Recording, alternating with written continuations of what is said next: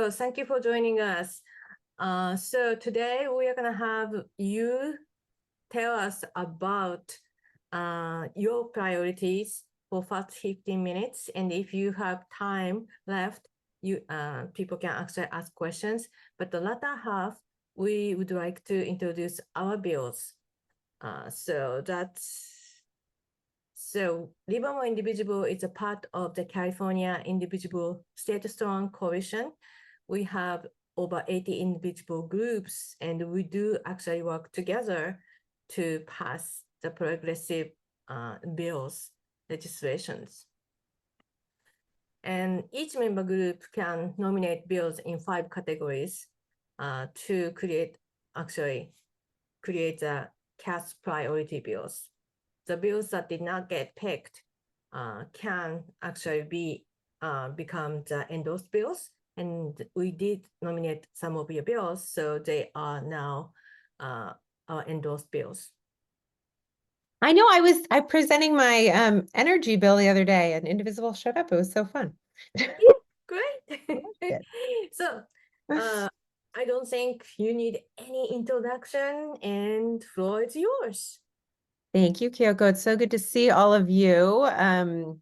We are at a crazy, crazy moment in the legislative cycle with all the bills going through committee. So I really appreciate being together via Zoom because it's hard for me to get around the district this time of year, but I'm glad we can connect. This is the one upside coming out of the pandemic, is making it easier for us to connect, even if it's virtual. I think I know all of you, but for those that don't know me, Rebecca Bauer-Kahan, this part you won't believe, I've been in the legislature now 5.5 years. Can you believe it has been that long since we started this journey together? And the district changed with redistricting, but not very much. I picked up the rest of Walnut Creek. So still have Orinda, Lafayette, Moraga, now all of Walnut Creek, but I lost half of Pleasanton. So I don't know if I have any Pleasanton folks here who got redistricted into Assemblymember Ortega's district, but that was the shift for me during redistricting. So pretty much the same as the district I ran in a few years ago. And it's been really an incredible journey, an unexpected journey in a lot of ways, including the global pandemic, but one that has been an absolute privilege. So let's start with what I'm working on this year. So I'm continuing my work around artificial intelligence. Last year, I introduced a bill on algorithmic discrimination. So the automated decision tools that are already in all of our lives, whether it be in the healthcare space, which I know Kyoko is very focused on, or housing, employment, decisions that used to be made by humans are now predominantly made by artificial intelligence tools. And it's interesting because people really like to talk about the risk of these large language models, but the risks to our everyday lives are actually much larger with these tools that are actually closed data sets, but are trained with what can be biased data. And when you feed in biased data, you get biased outcomes. And so when these tools are making decisions for what apartments we can rent, what healthcare we get, what loans we receive, and they're doing so in a way that is potentially discriminatory, that has huge impact on Californians and, to be frank, people around the world. And so I introduced a bill last year that will require that both the people who build these tools, but also people who deploy them out into the world, if they modify them or do anything that could alter their ability to be discriminatory, have to test them, have to ensure there's no bias in these tools before they're deployed. And that, I think, is a really huge step in making sure that we're moving the world to a future that has less bias, not more. And in addition, it requires disclosures and the ability to opt out if you don't want these tools to be making these decisions for you. So I think that that's a really good, important step in the right direction. We're also working, I became the chair, I'm no longer the chair of Water Parks and Wildlife, which is what I was doing the last time I was with you. Now I'm the chair of the Privacy and Consumer Protection Committee. And so AI is a real focus. So we're also working on protecting our artists and our writers and everybody from artificial intelligence and how it's going to impact their work. They're such an important part of our communities, of our state. And there's a real risk to that whole community with the advent of artificial intelligence. And so I have a bill that focuses on the use. We've really protected the use and likeness of people who are alive, but we had not protected the likeness of those who are deceased. And that's in part because previously there weren't easy ways to reproduce the likeness of someone who is no longer with us, and that's no longer true. And so we're expanding out the law to make sure that we correct that. So those are a couple of things we're working on in that space. One bill that I'm very excited about this year that I know is right in your wheelhouse is we are banning plastic grocery bags in all grocery stores, which is so exciting. I think that, there was some hope when we did the law a few years ago that we would see a real decline in the use of plastic bags, but instead we've just seen an increase in the amount of plastic in the plastic bags. And so those heavy bags, which we know are not being reused at the rate one would want, they're going to be gone. We will have paper only. And as I often say, I'm a huge Trader Joe's shopper and they've never had those plastic bags. So clearly it works. And that's the future in all of our grocery stores. So that's an exciting bill. And we're hoping that it's the beginning of moving away from plastic in that capacity. We're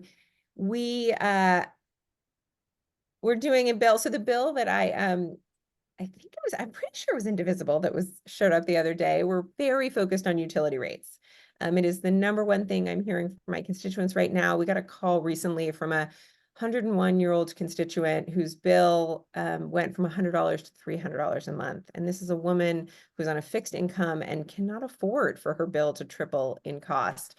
And so I'm spending a lot of my time on utility affordability. I've been on the utility and the Energy Committee for a few years now, and I really have borne witness to the PUC's failure to put consumers first. And so we've introduced a bill that will hopefully recenter that by banning the revolving door from the PUC to utility companies. That really, as I see it, is a payday for people who give the utilities what they want while they're on the commission, and that's unacceptable. These are the people who set rates. So they will no longer be able to go to regulated entities directly from the PUC. There's a 3-year cooling off period in the bill. In addition, they can't take gifts from regulated entities. Currently, there are all these gift loopholes that are allowing them to go on these boondoggles with regulated entities who then they set the rates for. So we're going to ban that practice as well. And then it really takes this very nuanced turn around these accounts that have really proliferated in the last 5 years, so that most of what is being spent by the utilities is no longer going through the general rate case that really analyzes rates, but is instead in these balancing accounts that contain billions and billions of dollars that go into our rates, but are not analyzed in the same way as the costs that go into our rates. And so what we're really trying to do is put everything back in the rates so that the PUC is analyzing everything to see how it affects our rates. And so it deals with those balancing accounts in a way that says, one of the tricks of those balancing accounts is that they go in, they get approved to spend a certain amount for wildfire hardening or infrastructure, or whatever the account is for. And then they can overspend and come back and say, oops, we overspent. And there isn't the same level of analysis of whether those costs were just and reasonable and should be borne by the ratepayers. And so what we're saying is, if they're not just and reasonable and you come back with an overage, the shareholders have to pay. That is not going to be on the ratepayers. So some real protections around stuff that we think is impacting rates. So that's something I'm really passionate about. We are continuing my work on reproductive justice and abortion access with 2 bills. One is an update to a bill I did a few years ago on clinic safety. So it just beefs up ensuring that our patients and providers in our reproductive health clinics are protected from the harassment and threats that they receive. I did the bill before the overturning of Roe v. Wade, and we've only seen an exacerbation of that treatment. So we're going to make it a stronger piece of legislation this year. And then another thing we're focused on is that in many jurisdictions in California, although luckily not the ones that we live in, cities in parts of California do not want reproductive clinics in their communities. And so they're denying them through the planning commissions. And so I have a bill that streamlines health clinics of all kinds to allow them to be approved in a more streamlined fashion. And that's exciting, not just for reproductive health clinics, but for clinics of all sorts. I know that one of your city council members cited an example where a health clinic wasn't approved in Livermore and there was a real access issue. And so obviously we have healthcare deserts across California, and we need to make sure that we're allowing, when there is opportunity to have additional healthcare in our backyards, that it's getting approved and being available to the folks who live there. So that's, there's more going on. I'm working on health equity. I have a bill that requires that the plans cover menopausal health care, because we have really seen that women are not getting the same coverage that men are, especially as we all go through menopause, which every single one of us, if we live long enough, will do. So that's something that we're now focused on, as well as really looking at what our institutions are doing in terms of research in that space, because it is a real health equity issue that we don't spend enough time researching and training our physicians on helping give us the care we need as we make that transition. So that's sort of a little bit of what we're working on. We're doing more on mental health. It's something I continue to be incredibly passionate about. So we're doing a bill that will bring data-driven and proven solutions to our schools. We are now paying for wellness professionals in our schools, and we're going to sort of direct that funding to go to data-driven solutions for depression and suicidality in our teens. There you go. That's a quick overview, Kyoko. Yes, and I'm so glad because so much of the actually overlap what we would like you to support. So we're gonna just go through that quickly. Okay, great. Yeah, do that before the questions because that's important. Yes, thank you. So as I mentioned, there are 5 work groups in CAS, and I'm in the democracy reform group. So the first one, and the most probably important one is AB 2642, prohibits intimidation of the election workers. That is happening all over the nation, and unfortunately, California is no exception. So we would love to have that bill to be passed. And another one is AI related election interference that has been already happening, and we would like to make sure that is not going to decept those deceptive materials and advertisement and stuff like that will be controlled without interfering the freedom of speech. That's a really tough balance, but we need to make that happen. And the last one is a 2-year bill from 2023. So AB 270 is a public financing of election, and it's passed Assembly, and thank you for your vote. And we are pushing for that to go through to the Senate this year. So that's democracy reform. And I next just was with some folks from Europe and I was telling them how jealous we are of their elections and how little money is in their elections. I know. Yeah. And I'm passing to the Keys for the climate justice. Thanks so much for meeting with us, Assemblymember Bauer-Kahan. Livermore Indivisible strongly supports 3 bills currently under consideration by the Assembly addressing climate justice, and especially some of the recent actions of the California Public Utilities Commission. These are AB 1999, of which you're the co-author, which seeks to roll back the planned CPUC income-based graduated fees for utility ratepayers and replace those with a lower flat fee that would be prohibited from rising any faster than inflation. Next, AB 2619, my notes are a little out of order here, but this would require the CPUC to roll back changes they made last year to the net energy metering rates for California solar power users to better align with the state's goal of achieving 100% renewable energy by 2045. It sounds like it's a long way off, but it's basically 20 years. Last year's changes to net energy metering rates effectively crashed what had been a vital rooftop solar industry, as consumers no longer are benefiting from a financial incentive to make the investment in rooftop solar, which we desperately need.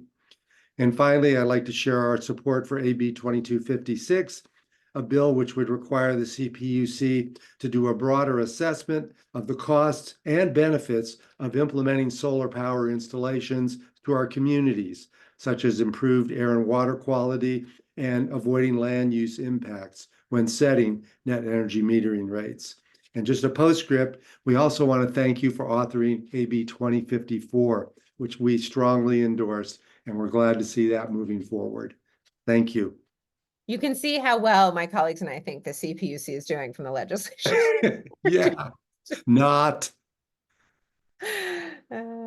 But it's interesting. One of the things that I've been learning lately is that law requires the CPUC to do a cost benefit analysis as they approve things. And the public advocate's been telling us they're just not doing it, despite the fact that it's legally required. And that's the point at which you're like, okay, we've already said you have to do this. Like, what is it, but there's very little oversight. And now we are on to the economic justice, and Karen Jefferson is presenting this. Well, welcome, Assemblymember Bauer-Kahan. I'm thrilled to have you here. I'd like to talk about something that we're passionate about, and it's AB 2924, which is ending child marriage in California. In October of last year, we were surprised to find out that child marriage existed in California. And we've become so passionate about it that we actually joined the California Coalition to End Child Marriage. And there was a report done in 2022 that prioritized or gave a priority or a rate system of child marriage laws in the United States. It was done by Child USA. And California actually rated 1 out of 5, and 1, unfortunately, was the worst. And we rated with other notable states such as Mississippi, West Virginia, and Oklahoma. And I'm hoping that you would actually support the AB 2924 to end child marriage. Thank you very much. Thank you, Karen. And I'm pretty sure our coalition will contact you about this one later on. And the next one is healthcare, and Christine Kanzer, please. Unmute, please, Christine. Sorry. Thank you, Rebecca Bauer-Kahan, our Assembly member, for being with us today. Our healthcare bills that we are supporting, we'd like to request your support for, are AB 1841, which requires community colleges and Cal State universities to require student housing facilities to stock opioid overdose reversal medication and train staff how to administer it. Next is AB 1975, which makes medically supportive food and nutrition interventions a covered benefit under the Medi-Cal program. And then AB 2843 requires health insurers to provide coverage without cost sharing for emergency and follow-up care for a person who is treated for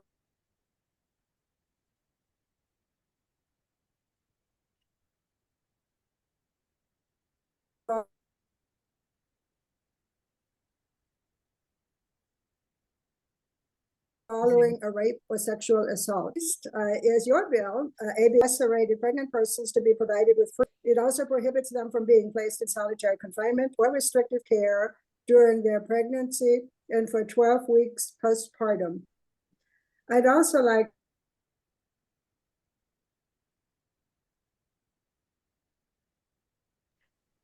to mention a 2-year bill from last year, which expands covered California access to all Californians. Which is AB 4. That's not on here. No, it's not. Regardless of already did immigration status. So thank you very much. Didn't we Yeah. already do that? Did I miss something? I thought we Yes, did. so you supported it, and it's a 2-year bill, and it's going to. Okay. Wait Thank a you, minute. Kyoko. It's like, I remember voting for that. Yes, I think so. And the next But one you know, is there's a lot of bills, so it could be. Yes, I know. Over 2,000 bills, I think. Yeah. Racial criminal justice, Helen. Yes, there's a 2-year bill. Oh, thank you for coming, Rebecca. Really enjoy seeing you again. 2-year bill from 2023. You voted for the first 2, and thank you very much. ACA 8 prohibits slavery in any form, including forced labor compelled by the use or threat of physical or legal coercion, which seems rather overdue. AB 280. The California Mandela Act will provide a clear definition of what constitutes solitary confinement across California prisons, jails, and detention centers, while also setting limits on how it can be used. That seems to go well with your bill of pregnancy. Yes, no, if that bill passes, I think mine becomes unnecessary, but we decided that we should move both just in case. Yeah. Yeah. I mean, we need to define that. And the other 2 we're interested in is SB 50, which is also long overdue, limits pretextual traffic stops and lets city use unarmed employees instead, which hopefully would decrease the amount of conflict and probable harm. And SB 94 reviews cases for people serving life without parole after they have served 25 years of their sentence for offenses committed before June 6, 1990. So we hope they pass. We hope you continue to support them when they come back. And that's it. Thank you, Helen. So the SB 50 and SB 94 has already passed the Senate, and they should be coming to the floor if we have enough support. So we would love to have your support. That's what it is. That one's already in the assembly, Kyoko, is that what you're saying? It's coming. Oh, it's coming. Okay. Sorry. So that actually concludes our part. Is there any burning question? We still have 3 more minutes. I have a question, if I may. Hi, Alice. Hi, Rebecca. Always good to see you. Yes. We are going to be talking about your 2 PUC bills at the next Tri-Valley Dems meeting. And I've invited Mark Toomey, Tony, excuse me, from Turn to speak. And it turns out that he disagrees with you on the one that has the $10 cap on it. Yes, I forgot. Right. And I was wondering, could you have somebody from your office come to our meeting, or you're invited to come to our meeting? It's at the Union Hall at the IBEW, not this coming Monday, the next Monday, a live meeting at 7 o'clock. And, you know, it's a democracy, and we have differences of opinion. And as far as Turn, you probably agree with them on most of the stuff that they do, and vice versa. So please accept our invitation. Thank you, Alice. Well, Hannah, can you reach out to the DO and just pass that along for me? For those that, I don't know if you met her before I got on, but this is Hannah, who's one of our newest legislative aides. Right, I saw that. Right. I wrote her name down. Yeah, perfect. So she can pass that on to Michelle, see if someone can come Oh, back. okay. But I do think with her. one of the things that is really, I think, coming to light and people are paying more attention to is I do agree with Turn most of the time. I think the intervener is really important. I think they were supposed to represent us, but there's a financial interest for everyone in all of this, right? And so I always think it's critically important that we as policymakers who are looking out for the interests of you, the ratepayers in this context, remember where each of these people benefit. And you know, Turn does get paid when they intervene.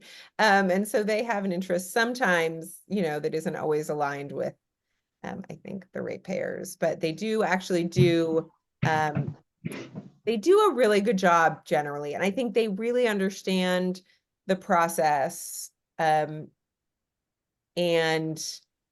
are able to articulate the needs of ratepayers, you know, in ways that are really critically important. And we actually, there's a bill moving that I love by Assemblymember Jackie Irwin that makes the public advocate, which is housed in the PUC, appointed by the legislature instead of the governor, because the governor gets to appoint the commissioners, right? And the public advocate is supposed to be a counter to the commissioners. And so the governor appointing all of those people feels like, how much of a balance do we have there, right? So shifting the public advocate to appointed by the legislature feels like it could sort of shift that balance in a way that may be beneficial to ratepayers. So there's a lot of thought that's going into how we, you know, again, the public advocate's really important as well, but when it's the governor appointee, like, is that right? So that actually moved through on consent this week through Energy Committee, which was a fascinating thing.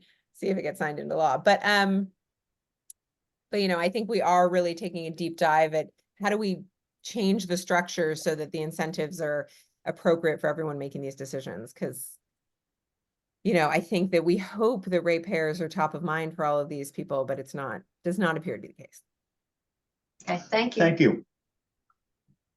Thank you, Rebecca. Do you still have time for one more question?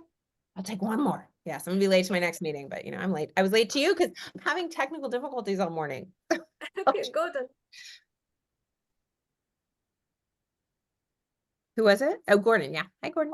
Yeah, yes, have you reached out to Turn and established contact and received their input on this bill? Oh, yeah, we met. Yeah. So, I mean, part of it, so, I mean, I think it's really interesting that people say we, the authors of that bill, are opposed to a flat rate part of the utility bill. We're not. We actually are saying there can be one, right? We're not saying no flat fee. We're saying a reasonable flat fee. And that no cap is turning out to have the utilities requesting what is clearly unreasonable and would shift the burden to ratepayers in a way that we think is unacceptable. And the environment, right? Because you think about the incentives right now, the ratepayers have, it's to conserve energy, right? And the more that goes into the flat rate, the less that incentive exists. And so, so that's what we are saying. I think that Turn's position and their proposal that was put forward, which is more in line with what the PUC put forward last week, which is, I can't remember the exact dollar amount, but I think in the 20s. You know, the utilities came in with 80 to 100. I mean, theirs was just insane, right? And Turn did, to their credit, come in with a much lower flat rate, but higher than $10. And so they just want the flexibility to really have those fixed costs borne at a higher rate. And I think that they, you know, there's been a lot of debate about what was one of the goals of this new effort, which was to have more relief for our low-income Californians. Now, I will say that under the current system, there is relief, right? We have the CARE program. Low-income Californians do get relief. It is a percentage, which right now is not enough, I'm to be honest, right? I mean, I told that story about my 101-year-old constituent, right? We're not giving enough relief to our CARE customers. That's something we should have the PUC reevaluate. But the current system where you're going to have to, anyone, you know, is going to have to verify their income, and it's unclear how they're going to do that and how they're going to protect our privacy, and the cost that's going to go into that process, which by the way will be borne by the ratepayers, just seems crazy, right? I mean, our system seems to be working right now with CARE customers, and so to shift to this income graduated system that is going to be so complex feels like government doing bureaucracy for the sake of. That's my take. But it doesn't mean that we do not stand by taking care of our low-income Californians who need more relief on their bills, because we absolutely do. I will say that. The California Alliance of Retired Americans maybe received a presentation by the Solar Rights Alliance that pretty much accords with what people have heard, that this is basically your bills are going to go up, and of course the PUC has a horrible reputation as being a flagship of captured regulatory agency.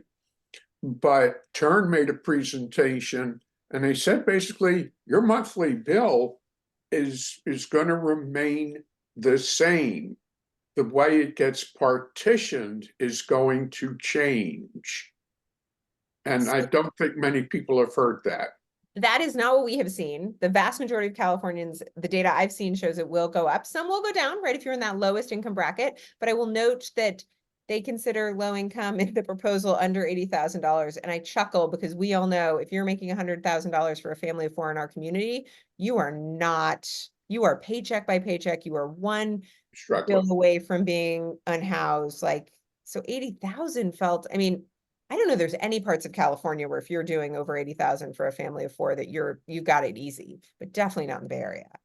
Well, So the business about verifying your income, they still haven't worked a way out around that. And that could kill this thing in its own right. yeah.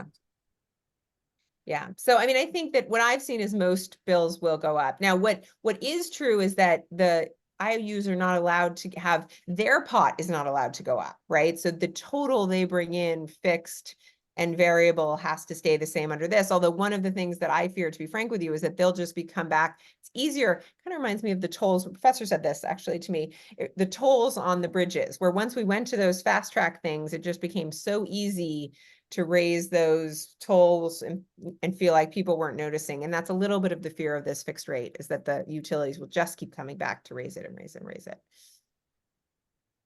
Thank you, Rebecca. So Joanne, we are out of time. So can we actually contact? I was just gonna suggest that we move on from this discussion. Not spend Great. all our time on this one debate. That was Kyoko's plan. So sounds like you guys are aligned in that. Well, it was so good to be with you. Thank you for having me. Thank you for everything you do in our community. If everyone was this engaged across the country, our elections would be more informed, that's for sure. So I appreciate all of you.